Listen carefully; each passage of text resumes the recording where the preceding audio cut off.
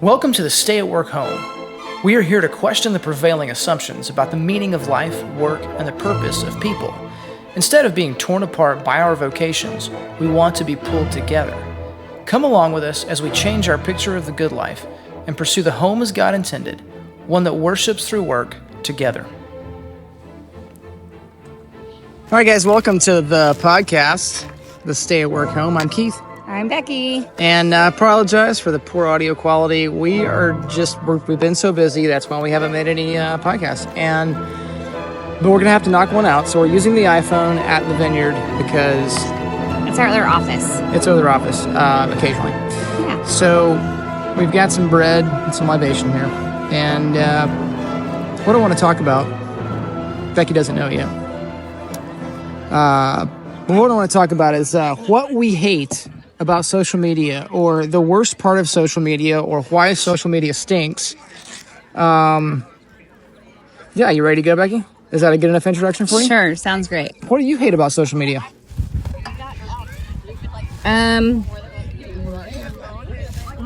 Wow. There are so many things I hate about it. But I think the first one that comes to mind is the fact that it's addictive, and when you kind of get into a rhythm of being on it often, you can't stop. Like, it is the appeal. The appeal is all carnal and just dumb. So, like, I think this is not my final answer. I have a bigger answer, but, or a more, I don't know, poignant answer that I've been thinking about, but it's insidious because it purports to be all about you. And it plays up on your own desires to be all about you, and yet it's only all about using you, ultimately. Mm-hmm. It's really just about using you, but you are tricked into thinking that you're using it. Yeah. You think you're scrolling through the things. Because it's about you. Yeah, it's I think of MySpace, that first, was that the first social media kind of thing? I feel like it kind of was. First one I remember. And I used to joke and call it like my face Facebook. Mm-hmm. Like those were the things, and MySpace or Facebook. What is the Facebook? It's my face, right? It's my personality as I want to represent it. And when we started, it really kind of did feel like that. When we first would have gotten on. It was kind of like having your own website. And really what it did is it simulated, or falsified. It was pseudo celebrity, right? Because like if you looked up, the spot. I don't know, Scarlett Johansson, like you would find all kinds of media on the internet about Scarlett Johansson, but if you looked up Keith Phillips, you would not find much. And if you did, it was probably because there's some other Keith Phillips out there that's not me. There's like a famous pianist, I think, named Keith Phillips, or famous-ish. Yeah. Yeah. So it kind of gave you the opportunity to be a big deal. To yourself, and with that like glimmer of hope that you would be discovered, like that's the MySpace thing. That was the music, right? That's where you put your music. MySpace music, yeah. Yeah, wasn't that Colby Calais? Wasn't she kind of the big MySpace star? Like was it YouTube? No, I think it was before YouTube. Or maybe not before YouTube. I feel like YouTube has always existed. Isn't it weird, the things that like just permeate our culture now? They had a beginning, and it wasn't that long ago? After our beginning, well after our beginnings. Things have rapidly progressed. They have, and that's there's a lot of ways in which you could say that there's just cultural and geopolitical earthquakes happening. I was listening to a podcast not too long ago that had an interview with like the Estonian foreign minister or something. Maybe it was Estonia or one of the other Baltic states. That was talking about, which is like there's it was somebody. Well, it was that one too. There's also one about Armenia, and Armenia was the one that were talking about the sort of geopolitical earthquakes and realignments, and like a country like Armenia that was aligned with Russia, basically got sold up the river by Russia and got no help recently when a whole bunch of their land got taken by their neighbor, and that resulted in them having to reevaluate their relationship, and they kind of reached out to the U.S. But generally speaking, they're trying to figure out, like, do I need to be aligned with somebody at all? Who should I be aligned with? If so, just like everything is changing. But that's like on the big geopolitical scale. Everything changes at the small scale too. And the very thing that was promised to like sell people, to get people to sell themselves, really to social media, was this idea of celebrity. Like that's the best part about it. It's like pseudo celebrity. Like people can look at what you're doing. Like you have your own tabloid devoted to you. It's also the absolute worst part. And I figured that out when we had, go figure, social media success with Monkey Life Heartland, because we got, 1.5 million views on one video, and then one after that had like 4 million. And I figured out that like 1 out of 1,000 people are kind of mean, and like 1 out of 10,000 people are a jerk, and 1 out of 100,000 people are raging. Fill in the blank. I mean, just really, really bad, awful people.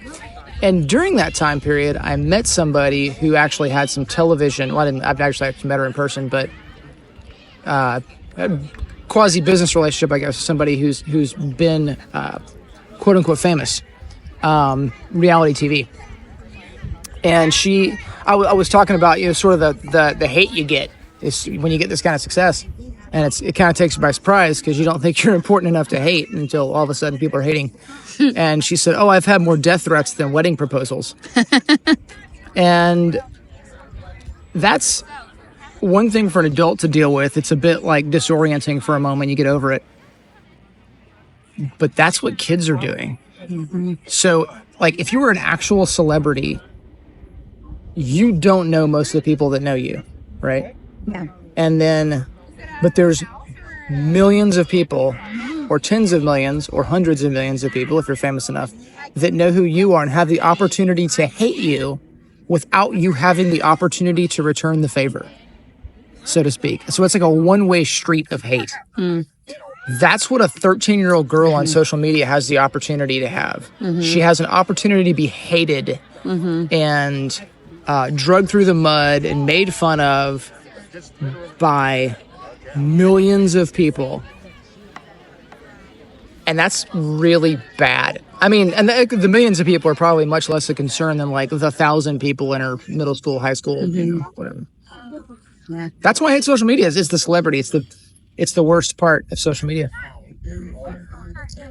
I remember when you were having your moment of fame that I guess you were able, disoriented maybe for a moment, but like you're whatever. I don't care about these people are idiots that are saying dumb things to us on. Yeah, to some extent it was just amusement. You're able to push it off. Like, wow. Exactly. It made it entertaining. And really, here's the irony too. And the hate mail or the hate comments increase the views usually, like people, or at least increase the comments. So people either respond in kind or respond to oppose. Well, that's the interesting part. And it increases the amount of times that thing is looked at. It's sort of like all attention is good attention, right? Yes. All media world, media coverage true. is good media coverage. But I noticed that they came in waves.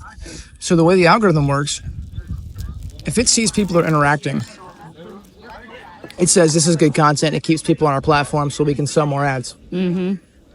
And then it looks for more people like the ones that are interacting to sell it to, to show it to, right? In hopes that they'll interact too. So you get a wave, you seem to get waves of people that are jerks. Waves of people that say things that are inappropriate, that are hateful, that just expose their baseness. Poor constitution. Yep. So another part of that celebrityism, though, is that as a general rule, you and I don't tend to go checking what people say on our things very often, like on Facebook or Instagram or whatever. But in that time, we were nonstop looking at the stats on your page. And it felt like it was a black hole. And part of it was that you felt the need to respond because you are too in tune with relational dynamics that you couldn't just let comments sit, or you wouldn't at that time. And I mean, I didn't respond to all the negative ones, but I did want to answer all the legitimate questions. Yes. You considered every commenter a true human being that was worthy of conversation, even the ones that were haters. And that I wanted them to buy stuff so I can make money. Yes, you did want them to buy stuff so you can make money. But that wasn't cutting bread. That's the noise. Cutting of the bread. Here we go. And one more. One more. This will get us through a couple more minutes. Our faithful followers, we'd love you to join us for a glass and a loaf here at our neighborhood winery. winery. Vineyard. Beautiful. Absolutely beautiful area. It's a lovely day today too. But yeah, that was the addictive quality was there for you then for sure. Yeah. I mean, it was for me too. Like I found like this felt like we were a big deal all of a sudden. Well, and it was also like you were telling me, other people were telling me like you have to take advantage of it. You have to do something to monetize this. You can't just let it go. Like from a business perspective. Mm-hmm. You know, and now looking back at it, it's like, meh. I think we hit a wave right there in social media too. Like it happened to be a season where maybe right about that time, what used to be the equivalent of 1 million views, like is now, it would take 5 million views to have the same impact. Not necessarily financial, but reality wise. Like, I don't know. It felt like that because it seemed like people who had, you know, a couple thousand followers, right? Remember the quail guy? Yeah. He had this similar experience where he went from nobody to a superstar on social media in a very short, about that same time we were. I mean, maybe he was a month or two after us. I wonder if ad spend was low because right now, like, maybe it's really hard, I think. I don't know. But also I just noticed that if I look at social media like Facebook, which is really not very often, other than Facebook Marketplace, which I'm addicted to because I want to buy an old car, or a car, some kind.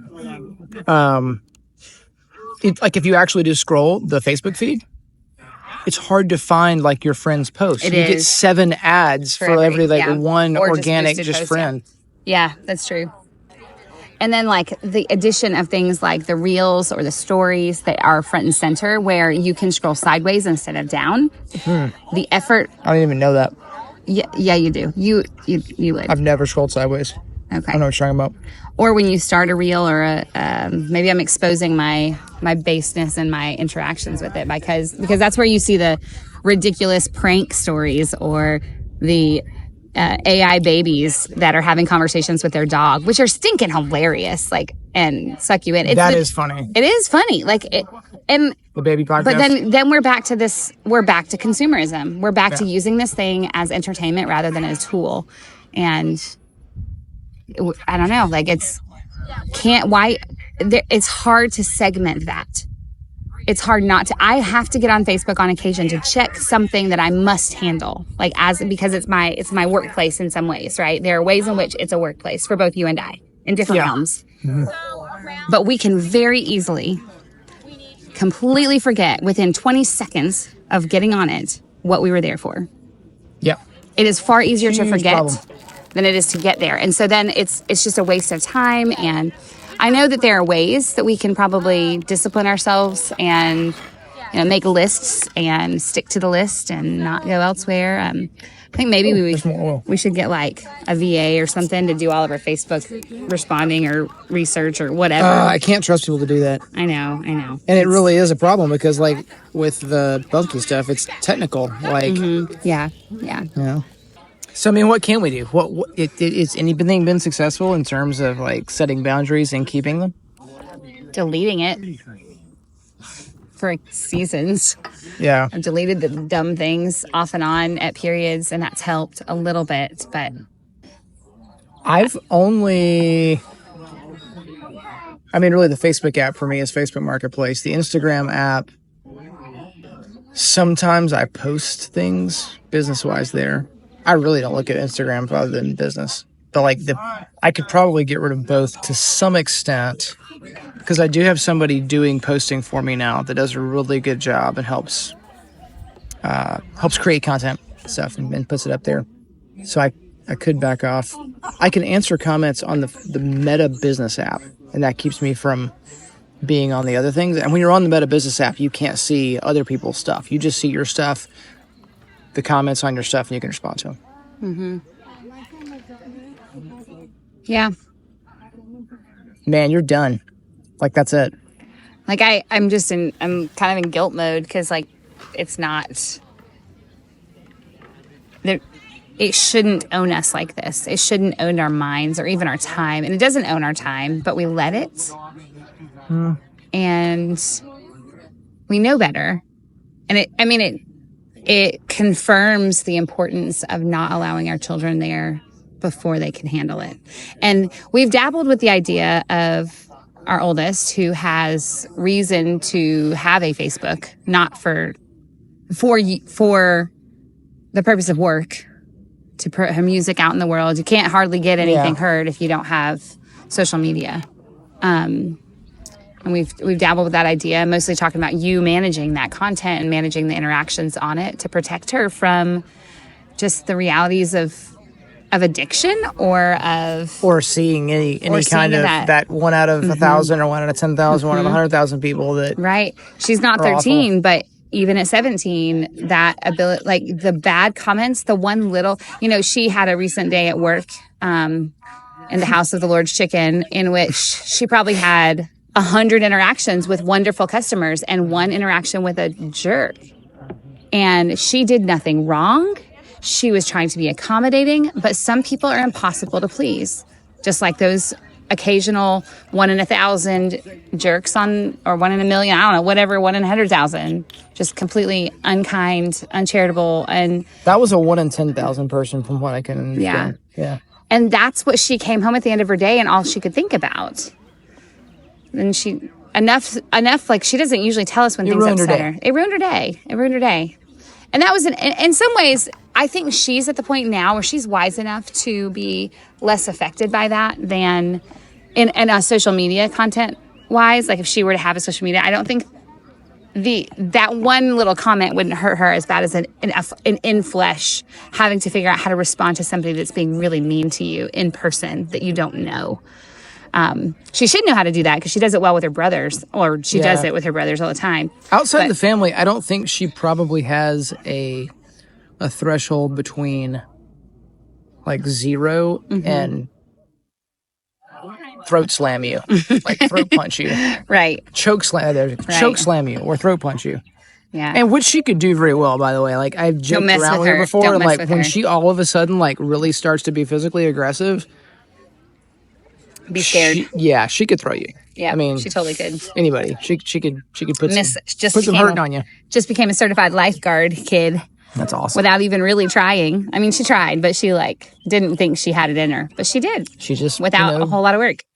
Grew up next to a lake a little bit. That doesn't hurt things, does not hurt. She grew up with a grandmother who is an amateur professional swim instructor. Yeah. Yep. And a dad who makes you do hard things, or sort of do hard things. Throws you in the deep end. Yeah. So the answer to social media, I don't know. I don't know that there is an answer. It's one of these realms of this is the world we live in now. And it's interesting because I think at times, especially with our kids, like it's easy to say we've made good boundaries with our children when it comes to that. But I think that's half the story because our children I wish catch and taught, teached, caught rhymed. Taught, yes. More is caught than taught, but I can't turn the tense on that. More is catched than touched. That doesn't work. But more is caught than taught. And while our children are taught that these things are bad for them, they're not catching that from example. And if anything, so keep an eye. Okay, shameless plug for a social media account. Should we do that? Like what we call our TV watching, our series drama. Go check out Really Very Crunchy if you haven't seen them before. Funny. It's hilarious. They're in Paducah, so it's not far by. So it feels very approachable. Anyway, they're hilarious. They're people like us. They remind us of ourselves in some ways. They're funnier than us. And anyway, so our kids will stop on by while we're watching one of their funny videos, and we let them because they're clean and they're fine, they're good, they're wholesome. But then what are we showing them yet again? Like we're consuming, sitting here on our phone while the kids are cleaning up, or we're done cleaning up and we are vegging out. There's got to be a little bit of consuming, otherwise you die. You have to eat. But you want to eat good things, and I guess it's a lens, right? It's a categorical thing. Yeah, the problem am I here is for?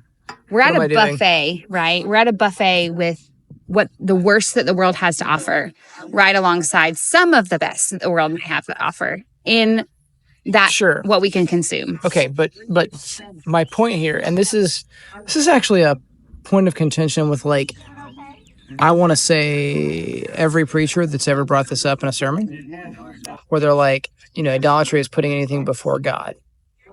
Well, that's incredibly unuseful. Because you basically at that point just have to ask yourself, well, do I love this more than God? Would I given the choice, given the conscious choice, and somebody said, you either have to give this up or betray God. And in that case, I would give it up, which remains completely theoretical and gives me the option to just say that, and think that that's what's going on. In actuality, I've just put the thing in the wrong place. It is not a matter of like something being a close second and that being okay. It's like having the water on the floor versus in the glass. It's just a completely different thing. And I think that's where, consumption and joyful consumption absolutely needs to happen, because God gives good gifts for us to consume and enjoy. He gives us senses to enjoy them with. Absolutely. And so, the flip side of that is, but we have to understand what is the animating principle of our lives. Is it to simply consume and enjoy something? And you might say it's to enjoy God, right? Or to glorify God and enjoy Him forever. But at our glorification of God, it is not simply the consumption of good things as though God were our waiter. Mm-hmm. Mm-hmm. The creation were our buffet. Yeah. So, are we going to cancel our accounts? I can't quite do that. I know. I can't. Okay, so one other thing I could do, I could at this point, because I no longer respond to social media messages or comments with any sense of urgency. Because I realize now, like at the time, it was kind of a desperate thing. I was like, I have to take advantage of this moment, right? But now it's like, even if somebody's quite serious, if they're serious now, they'll be serious in 6 or 8 or even 24 hours. And if they're not, then there's no point in talking to them anyway.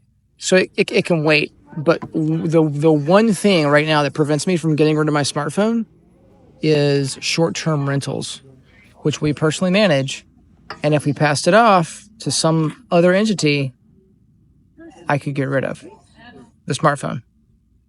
So, Becky, I'm throwing it out there. So first of all, you could... So to have a way to do that. Would you? Slow transition, right? You could, would you? No. I don't know. Google Maps. Dadgummit. I know. I'm addicted to Google Maps. Is there a way? Is there a way to do that? If that is the governing principle for why you want to get rid of, or why you want to go to a third party, third parties act like third parties. I don't want our STRs that are on our property to be governed by a third party. Okay, so the reason you can't pass off your STRs to a third party is the same reason I can't pass off my comment answering to a third party. Mm. Okay, so that's it. We'll fight it out. Figure it out. We'll figure it out later. Guess so. All right. I love you, honey. I love you too. All right. Bye, guys. We love you. We love you 3. Cheers. This episode of the Stay at Work Home is brought to you by HeartlandBunkies.com. Come check out our full line of small cabin kits that can be easily assembled by a few friends or family in just a weekend for extra space for meaningful connection, or extra income, or a home office, a homeschool room, or whatever.